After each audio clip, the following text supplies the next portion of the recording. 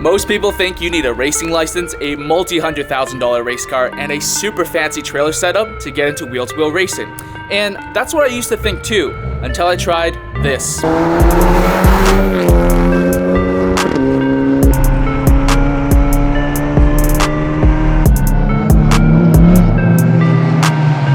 In this episode, I'm going to show you how to get into the seat of a race car with minimal budget, but maximum fun. I know what you might be thinking. There's no way I could afford this, or anyone reasonably could afford this. Stick around, you might be surprised. In this video, I'm going to show you exactly how I ended up in this seat. Everything from how to find a team, how much it's going to cost, and how to pull it off for yourself. I'll be showing you what wheel-to-wheel racing teaches you that track days never will.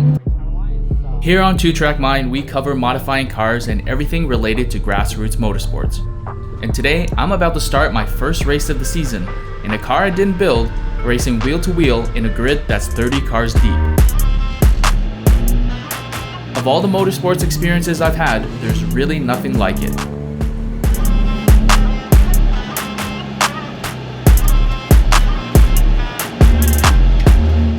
But how did I get here? This weekend, we're at the legendary Shannonville Motorsports Park for 8 hours of non-stop endurance racing. Now, while Shannonville is a fairly flat track, it is extremely challenging and technical for the driver as you're racing for position. So if you want to get into wheel-to-wheel racing, endurance racing really is the gateway. I'm talking about Champ Car, Lemons, Lucky Dog, Enduro Elite. These racing series build their entire organization around the fact that they need to cultivate the next generation of racers and break down barriers and eliminate gatekeeping in getting people more involved in motorsports. And here's something that most people don't realize. These teams aren't full of pros. A lot of them are just regular drivers trying to split costs, which means they're often renting out seats in cars like this one. How much do you guys usually charge for a seat to run in this beautiful car here for a weekend? Man, at least $10. Hey, I don't know. $10 in a beer. Yeah. Okay. We pay people to drive. You renting your race car? Renting any seats? Someone who doesn't disparage the excellent handling characteristics of the Yeah. EP3 chassis. For the right person, we might. You can be part of the team if you make old man noises. Yeah. Old man noises are mandatory. That should have Getting just in been and the out. team name. Old man noises? Yeah. I think so. They're called dad noises. Dad noises? All right. You told me just keep it on the clock. No. Yes. There you go. It's over!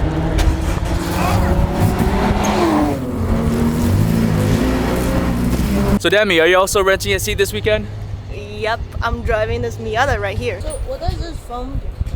I don't know why that foam is there. It's for you to push yourself up in the seat. Oh, this is better. I like it, like ease of my, it might be too big for it. Now, is this your first time racing wheel-to-wheel? Yep, it's my first time wheel to wheel. Prior to this, I've only been doing time attack and open like lapping traffic. So I'm scared. But are you really scared though? No, I'm absolutely not scared.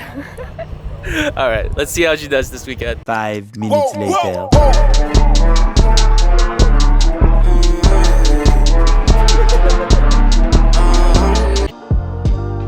Just a quick walk around the paddock and you'll see teams made of enthusiasts from all over. All right, I'm done here, friends.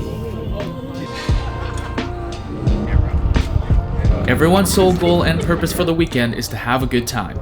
How was today? Good. Yeah. Yeah, we made some changes to the rear spring rate. Should make the car easier to drive. Maybe faster too. What a shock. Oh, we can only hope that. Yeah, I don't know if we'll ever approach the breakout time. Just down by your left knee here. You talk and press at the same time, we're going to miss the first couple words. And then when you're finished talking, ideally, say over. Personally, I got connected with M-Tech Auto, a local performance shop that runs their own endurance team. Okay, Jay.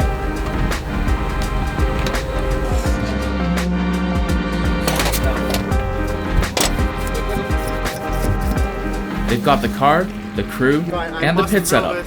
I just brought my gear, a few HPDE days under my belt, and a willingness to learn.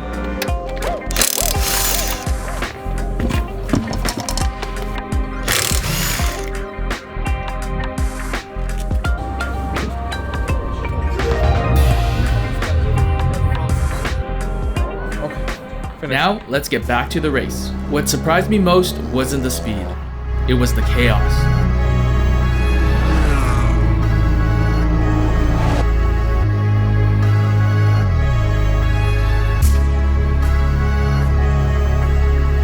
The multi-class traffic, the mechanical drama, driver swaps, fueling rules, it's all non-stop. And driving someone else's car, well, there's definitely pressure, but also a lot less stress than running your own build, knowing that a mechanic has gone over the car to make sure that it's suitable to race. It's like a track day turned up to 11, with real stakes, but also real fun. With changing conditions, it certainly keeps you on your toes. A momentary loss of focus could easily spell disaster.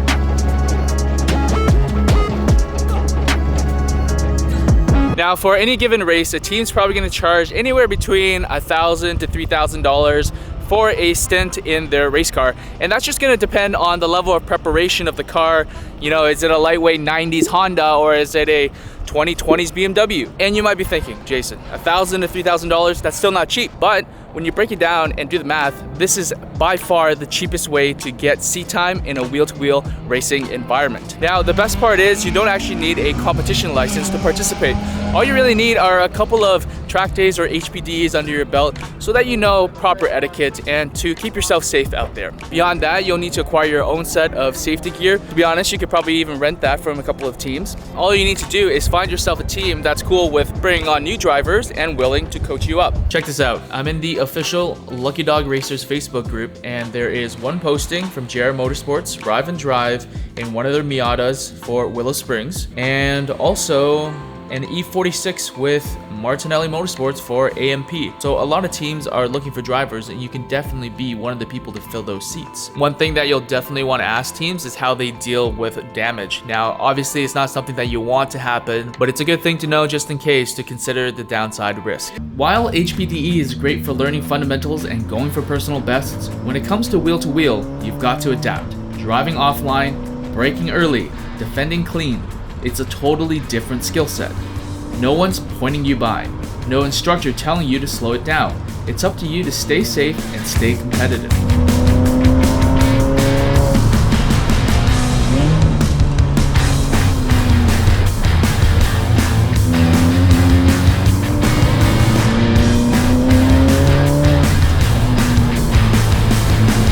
Then there are the conditions. Our race had parts of the track that were just straight up sketchy. Slippery curbing, dirty exits, nothing like a clean HPDE day.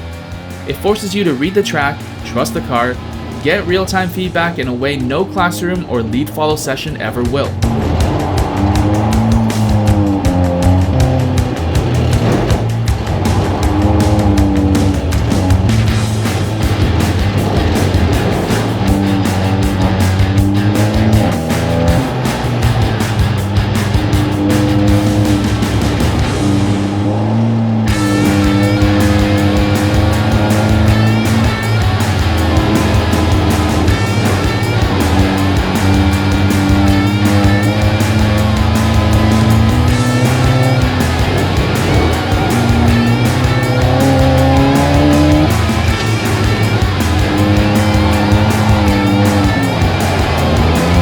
Don't even get me started on the pit stops. You're timing your fuel, hitting driver changes under pressure, hoping nothing breaks, all while trying to stay in the race.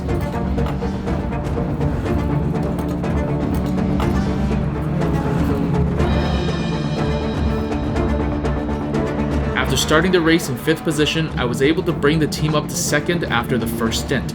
The car was definitely struggling for grip as the suspension just felt too stiff for the wet conditions.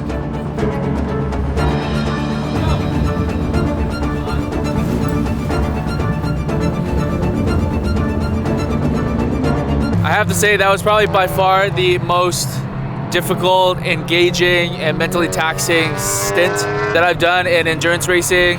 Jay, what was it like? Yo, cue excuses. It was crazy, man. This guy, I think he's trying to show off, sliding around. I don't know, 5 or 6 oversteer movements in turn 4 at least, and the exit of there. Turn 1 looked a little bit sketchy. Chicane. This guy. Okay, so we have a bit of a situation. Earlier in the morning, between our first and second stints during the pit stop, we actually released our driver a little bit early, about 6 seconds early. So after speaking with Race Control, they have assessed us with a drive-through penalty plus a 6-second stop. Race Control has given us the opportunity to choose when we serve that penalty, so I'm gonna try and time it such that he comes in when he's meeting a bit of traffic. We're narrowly holding on to the lead right now, and this penalty is definitely gonna set us back, so it'll be interesting to see how it shakes up. Fingers crossed that we can maintain the lead and take home the victory. Okay, Jay, you got traffic right now, so come in. All right, so once you get to the pit, just park and I'll count you down, okay? 6, 5, 4, 3, 2, 1, go. During our final stint of the 8-hour race, our anchor driver Jay reported that he was experiencing fuel cuts in a sector of the track that had consecutive right-handers. Alright, copy that.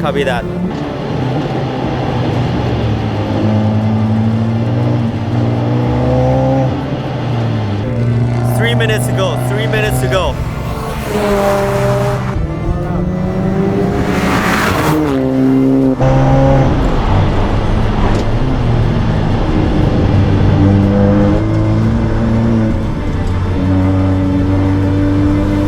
Making his way through lap traffic and nursing the remaining fuel in the tank, he was able to keep the car in the lead and take the checkered flag.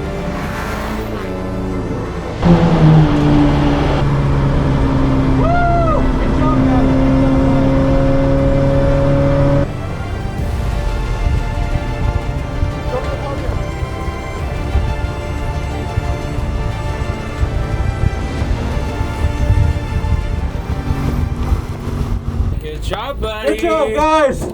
M-Tech back on top. I'm really happy about that, guys. Let's keep carrying this on, man. You sure fuel cuts?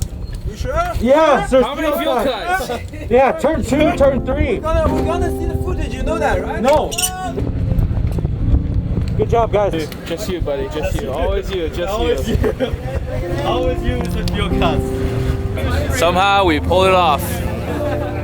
Yo, we had a little synchronized trip. Yeah. You were the outside. Yo, that was crazy. Despite the intense back and forth battles, the racetrack is also one of the best places to forge lasting friendships. So yeah, wheel-to-wheel racing, it's much easier to get into than you think. You just have to take the first step and get into the pit lane. If you've enjoyed this video, then consider giving it a like, dropping a comment, or even subscribing. We do a lot of track days, DIY builds, and just kind of messing around in the shop and at the track. Hope to see you guys on the racetrack, and we'll catch you on the next one. Everybody, let's squeeze in, squeeze in. Okay, everybody say fuel cut on 3. 1, 2, 3. Fuel cut!